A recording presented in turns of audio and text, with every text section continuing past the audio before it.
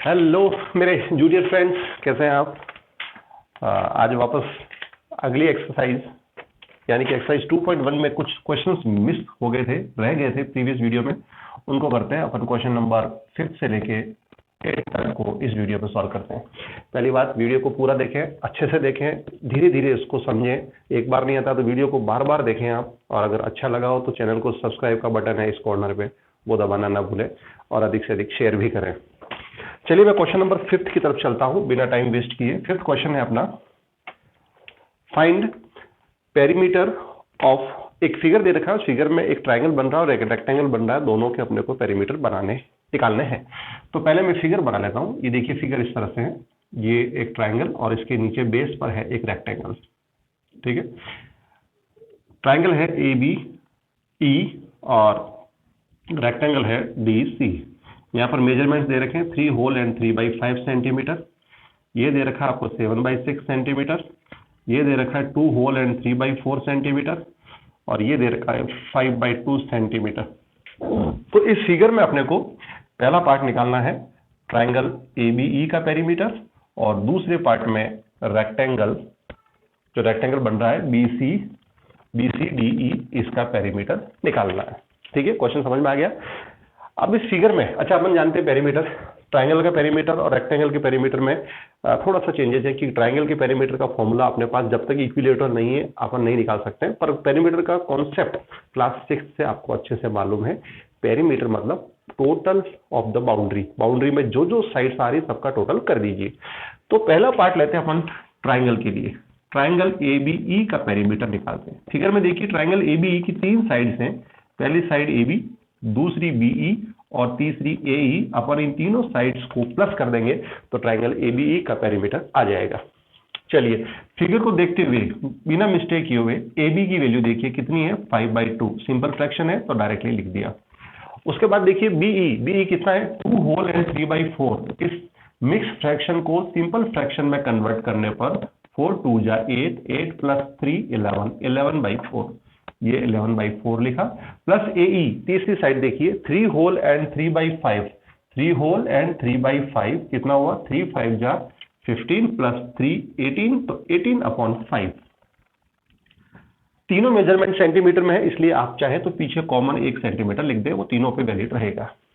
अब previous video में आपको बताया था कि जब फ्रैक्शन के डिनोमिनेटर्स अलग अलग होते हैं तो एडिशन में प्रॉब्लम होती है। तो पहले अपन डिनोमिनेटर सेम करेंगे और सेम करने का तरीका LCM। पहले आप LCM लीजिए, डिनोमिनेटर में है 2 4 और 5, इनका LCM लीजिए। पहले 2 से 1 टाइम, 2 2 जा 4 और 5 डिविजिबल नहीं है तो 5 का 5। फिर वापस देखिए 2 से 1 डिविजिबल नहीं है पर 2 डिविजिबल है 1 टाइम, 5 डिविजिबल नहीं है। वापस 5 से 1 1 और 5 1 जा 5। इन सबको मल्टीप्लाई कीजिए, कितना आ रहा, 5 2 जा 10, 10 2 जा 20, यानी एलसीएम कितना हुआ 20। आपको हर एक फ्रैक्शन के डिनोमिनेटर में लाना है। अब देखिए यहाँ 20 लाने के लिए ऊपर और नीचे 10 से मल्टीप्लाई करेंगे, तो 10 से मल्टीप्लाई करते ही 50 और नीचे 2 को 10 से मल्टीप्लाई करते ही 20। ये पहली फ्रैक्शन का काम हो गया। अब मैं डायरेक्टली लिख रहा हूँ, यहाँ 20 लाने के लिए 4 को मल्टीप्लाई करेंगे 5 से, 4 5 जा 20, तो 5 से ऊपर करेंगे तो 11 5 जा 55 और 5 से नीचे करने पर 20। ठीक है, ये कौन सी फ्रैक्शन लिखा हूं मैं, इक्विवेलेंट। 5 की जगह 20 लाने के लिए 4 से, तो 4 से ऊपर मल्टीप्लाई करेंगे तो 18 4 जा 72 और 5 4 जा 20। ऐसा करते ही सबके डिनोमिनेटर में 20 आ गया, उसको आप लिख दीजिए और न्यूमरेटर को प्लस कीजिए। प्लस करेंगे, देखिए पहले राइट साइड से कर रहा हूं मैं, 0 + 5 5, 5 + 2 7, फिर 7 and 5 12, 12 and 5 17।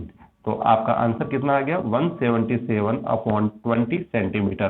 क्योंकि ये फर्दर कैंसिल नहीं हो सकता है तो आप इसी फॉर्म में लिखेंगे तो भी टीचर आपका आंसर बिल्कुल सही मानेंगे और आपको पूरे नंबर अलॉट करेंगे।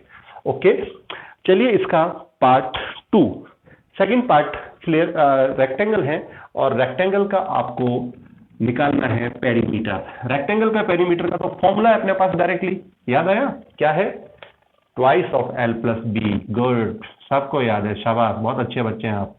रेक्टेंगल्स का perimeter twice of L + B। Value रखें अपन। यहाँ लेंथ फिगर में गौर से देखिए, रेक्टेंगल ये है तो लेंथ कौन होगा, BE। चाहे वो इधर सी डी ले चाहे बी ई ले, दोनों बराबर है, तो बी ई ले लेते हैं अपन। बी ई की वैल्यू कितनी है 2 होल 3/4, ये देखो ये लिखा हुआ कितना 11/4, तो ये लेंथ की जगह आ गया। प्लस ब्रेथ, ब्रेथ आपको ये वर्टिकल लाइन वो ब्रेथ होती है, बीसी लो चाहे ईडी लो, पर ईडी की वैल्यू दे रखी है 7/6, तो आपने 7/6 लिखा। अब 6 और 4 का एलसीएम अब तो अपन डायरेक्टली कर पाएंगे क्योंकि आप खुद भी हैबिचुअल हो गए होंगे, बट चलो एक बार और मैं कर देता हूँ। 2 की टेबल से और फिर 2 से और फिर 3 से, ये हो गया, सबको मल्टीप्लाई 2 2 जा 4, 4 3 जा 12, 12 लाना है सबके डिनोमिनेटर में। तो देखिए यहाँ 12 लाने के लिए 4 को मल्टीप्लाई किससे करेंगे 3 से, 4 3 जा 12, तो 3 से ऊपर भी करेंगे तो 33, नीचे करेंगे तो 12। अब देखिए 6 की जगह भी 12 लाना है, तो 2 से मल्टीप्लाई करेंगे तो 6 2 जा 12, तो ऊपर भी 2 से किया तो 7 2 जा 14, नीचे 12। ये इक्वलेंट फ्रैक्शन होगी। इसके बाद अब अपना 12 सिंगल टाइम और ऊपर आप इनको ऐड कीजिए, कितना आ रहा है 47। गुड।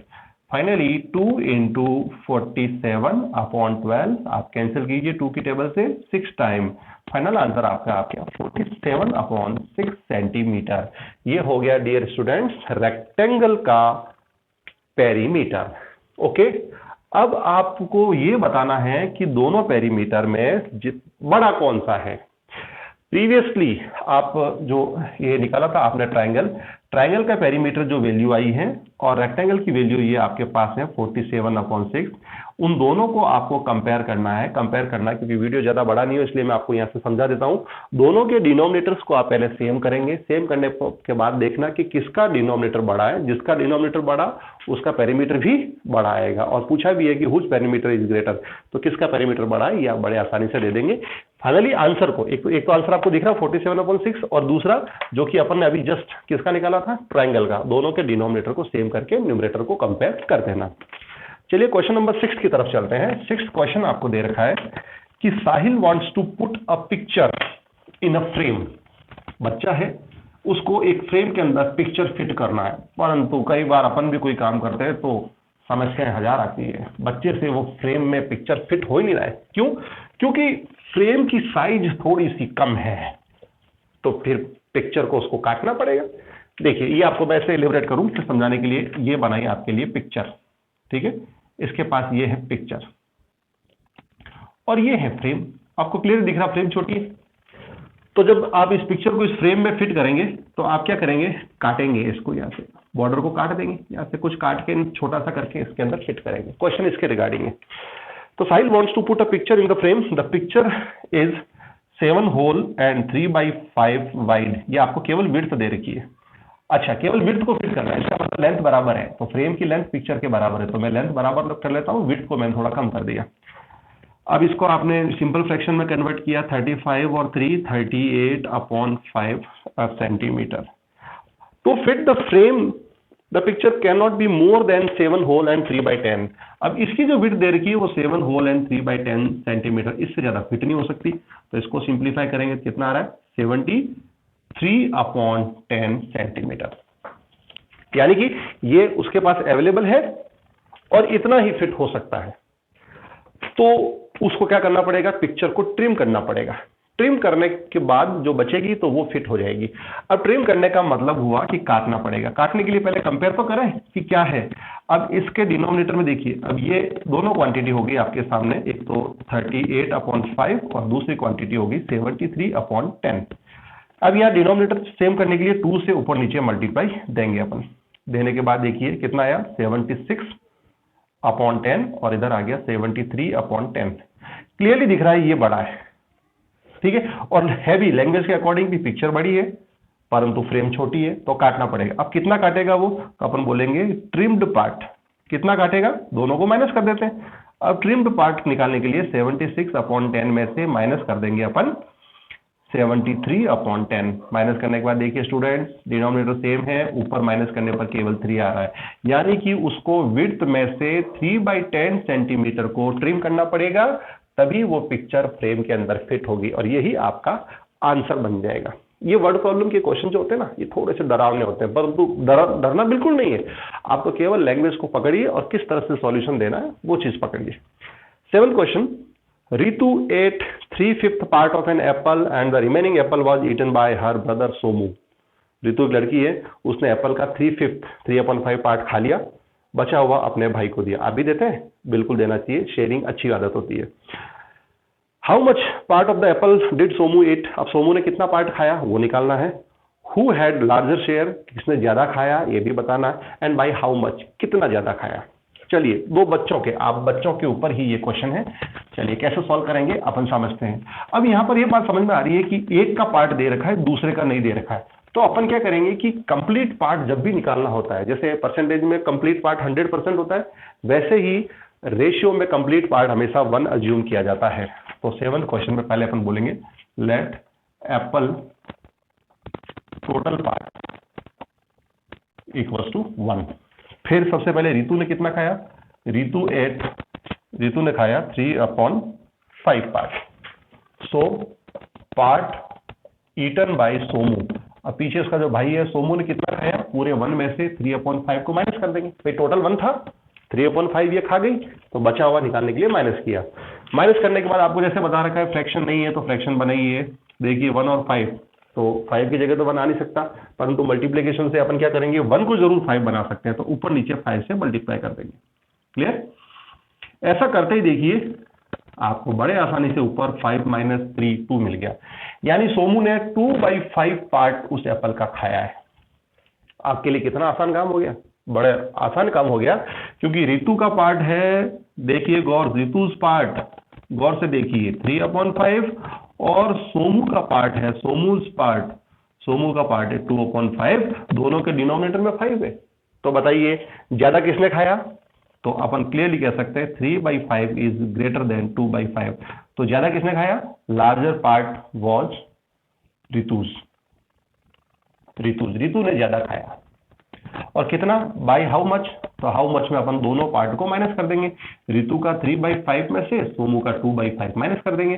तो देखिए डिनोमिनेटर भी सेम है, आपकी कोई टेंशन नहीं है। न्यूमरेटर को आपने माइनस किया तो 1/5, तो 1/5 पार्ट उसने ज्यादा खाया। था क्वेश्चन आसान? इस बार क्या हुआ, ज्यादा आपके लिए कैलकुलेशन नहीं थी, सीधा सीधा क्वेश्चन चल रहा था। अब क्वेश्चन नंबर 8 लेते हैं। Michael finished colouring a picture in 7/12 hour. Michael एक पेंटर है और उसने 7/12 आर के अंदर कलर को, उस फ्रेम को पेंट कर दिया। एक दूसरा पेंटर है जिसका नाम है वैभव, उसने सेम चीज को 3/4 आर में फिनिश किया। फिर पूछा हु वर्क लार्जर? किसने ज्यादा टाइम लिया? And by how much? किस फ्रैक्शन से उसने ज्यादा काम किया। चलिए तो अपन क्वेश्चन की लैंग्वेज के अकॉर्डिंग दोनों की वैल्यू लिख देते हैं। पहले माइकल, देखिए माइकल ने कितना टाइम लिया? 7/12 आर। फिर दूसरा कौन है? वैभव ने कितना टाइम लिया? वैभव ने लिया है 3/4 आर। ठीक है, पूछा है कि किसने ज्यादा काम किया, ज्यादा देर तक, और कितना किया। तो चलिए कंपैरिजन करना, वापस वही दोनों फ्रैक्शन से कंपैरिजन करना मतलब डिनोमिनेटर को सेम करना। तो यहां तो है 7/12 और इधर है 3/4। 4 और 12 का जब आप एलसीएम लेते हैं तो एलसीएम आता है 12। अब ये तो 12 बना हुआ है, इसको 12 बनाने के लिए ऊपर नीचे अपन 3 से मल्टीप्लाई दे देंगे। तो ये आया 7/12 और ये आया 9/12। अब आपको क्लियर दिख रहा है, जब डिनोमिनेटर सेम है तो कौन सी फ्रैक्शन बड़ी है? ये वाली। यानी कि ज्यादा टाइम किसने लिया? इस वाले ने मतलब इस वाले ने मतलब इधर वाले ने, यानी वैभव ने ज्यादा टाइम लिया। अब हम बोलेंगे वैभव वर्कड लॉन्गर। ज्यादा काम वैभव ने किया। अब देखिए बाय हाउ मच? तो बाय हाउ मच में अपन क्या करेंगे? दोनों को माइनस करेंगे। माइनस कैसे करेंगे कि भाई ज्यादा काम वैभव ने किया तो वैभव का ज्यादा वैल्यू पहले और कम वाली वैल्यू यानी माइकल की बाद में। दोनों का आपने सब्ट्रैक्शन दिया तो कितना आया? 9 - 7 यानी कि 2/12। यहाँ फ्रैक्शन 2 की टेबल से कट सकती है तो काट दीजिए, यानी 1/6 आर वैभव ने काम ज्यादा किया। यही आपका आंसर हो गया। तो इस तरह से आपकी एक्सरसाइज 2.1 के सारे क्वेश्चंस के आपको 2 वीडियो के अंदर मिल गए। उम्मीद करता हूं आपने एंजॉय किया होगा। और अब आप इन क्वेश्चंस को सॉल्व कीजिए और इस वीडियो के कमेंट बॉक्स में डालिए कहीं पर भी प्रॉब्लम होती है तो। Thank you so much for watching this video.